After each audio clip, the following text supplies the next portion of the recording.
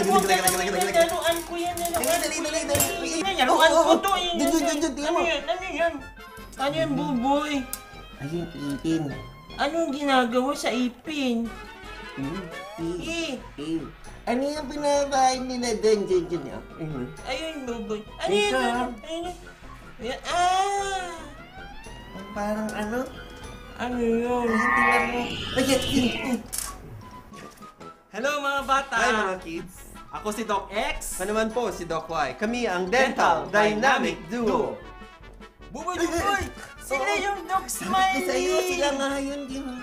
Eh. Ang gwapo nung nasa dulo, nakikita ko nga yun. Siya nga yun, sila nga yun. Sabi ko na nga ba eh. Tingnan mo mukha nung isa. Ang gwapo, tingnan mo. Sabi ko na sa'yo, magagaling yan eh.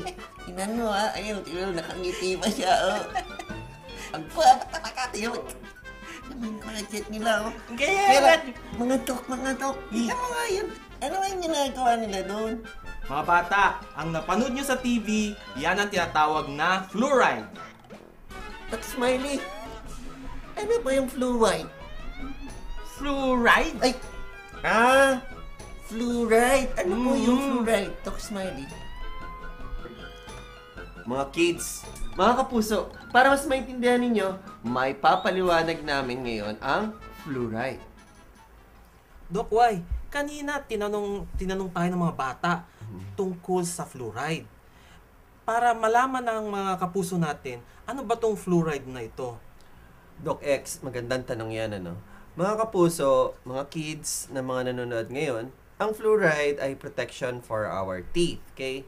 Kaya lang, napagpapalit natin ang dalawa eh. Si calcium at si fluoride. Again, fluoride, protection for the teeth. Si calcium naman, siya yung pangpatibay ng ipin natin, okay? Tandaan natin yan. So, Doc Y, ang fluoride ay nagproprotekta sa ngipin Tama tayo natin. dyan. Pero maalala mo, Doc Y, nung nagpunta tayo sa Kalinga, meron silang pamamaraan paano nila protektahan ang kanilang mga ngipin, di ba? Oo, Doc X yung nga ito.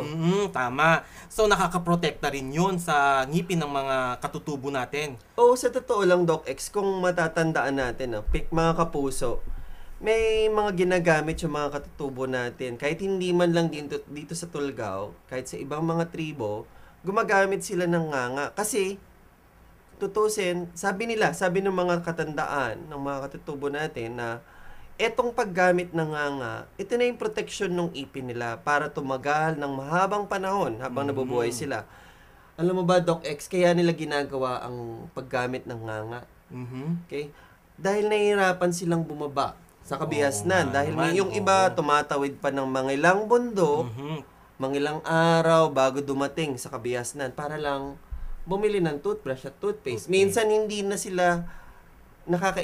nila iniintindi na bumili ng toothbrush at toothpaste. Okay? Mga pagkain or yung pangangailangan lang nila pagbalik nila sa bundok. Okay? Kaya si nganga, which is available doon sa lugar nila, yun nila yung ginagamit.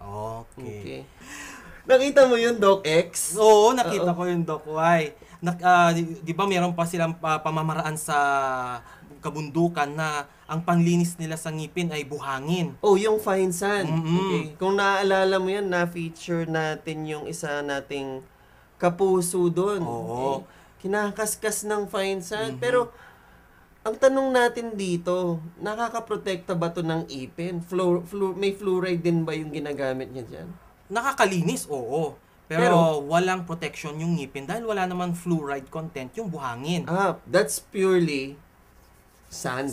Oo. Parang papel diliha nga yata yung pagpapaliwanag natin dyan noong nakaraan, di ba? So habang kinakaskas ni Kapuso yung kanyang ipin ng fine sand, na-upgrade or nababawasan. Kaya pala maputi din ang ipin niya, yun nga lang, gasgas na, ubus na, di ba? Yan yung mga medyo kakaibang paggamit. Pero may napapansin pa din tayo eh. Yung isa nating na-feature, mga kapuso, siguro ito yung mga preschool students. Matatandaan mo? Oo, Doc. Ang cute nila, matatandaan din natin na napakadali ng paggamit ng toothbrush at toothpaste. Kasi sila mismo, tinuruan natin sila kung paano ba yung tamang pag-toothbrush, di ba? Tama, Doc Y. Doc X, mga kapuso, napansin nyo, di ba, nag-toothbrush na tayo. May fluoride yun. Ngayon naman kung nakalimutan natin yung pag-toothbrush, may kasunod naman sila kagad which is Pagmumumog. tama. Yung pagmumumog natin ng mga mouthwashes, may kasama pong fluoride Fluoride. dyan. Pero ang tamang pag-gargle is, abutin natin ng 2 minutes. Kaya minsan mararamdaman natin gargle. Hanggang in 2 minutes time, wala na yung lasa. Maanghang lang siya sa first 1 minute or 1.5 minutes. Pero after that, absorb na po yun. Doc Y, pag-usapan naman natin ngayon yung community water fluoridation. Ang hirap naman yan. Fluoridation. Community na, fluoridation pa.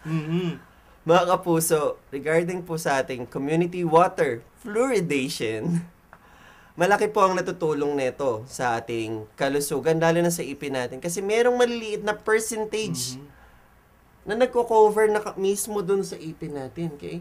So, on that point pa lang, napoprotektahan na yung ipin natin. So, magugulat tayo bakit hindi mabilis masira yung ipin natin pagka community water fluoride yung ginagamit natin. Okay?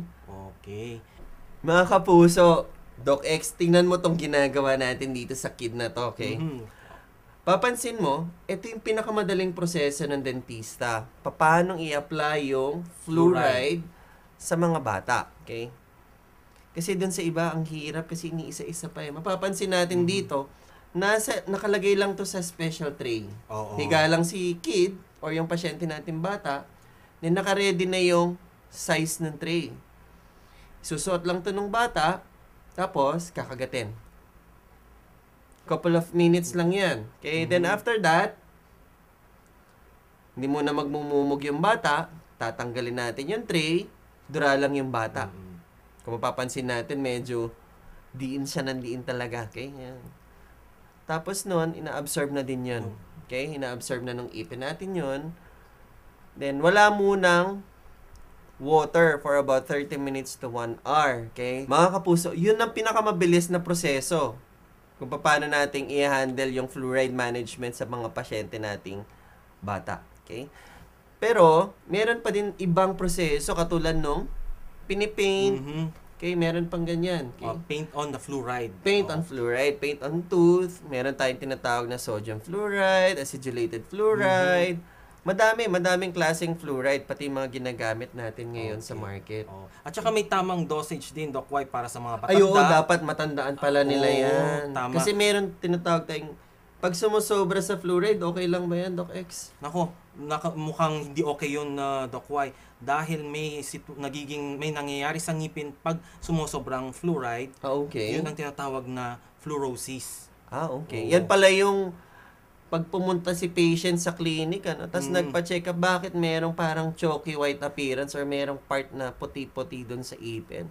Pwede siyang may fluorosis. Oo, may so, fluorosis na. pag nagdagdag pa tayo ng fluoride, anong nangyayari?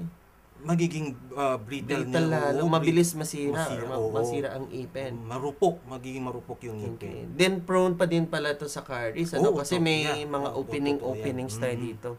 Kaya mga kapuso, kailangan natin tandaan na hindi basta-basta ang paggamit ng fluoride. Kailangan nating pumasyal sa mga kaibigan nating dentist. Mapacheck up muna yung ipin natin kung ang problema ba natin talaga is fluoride. Okay? May kakulangan ba? Or sobra ba sa fluoride? Minsan, nagtataka tayo bakit may spots yung ipin natin. Malay natin, hindi pala fluoride ang problema natin. Kailangan pala natin vitamins, calcium. Okay?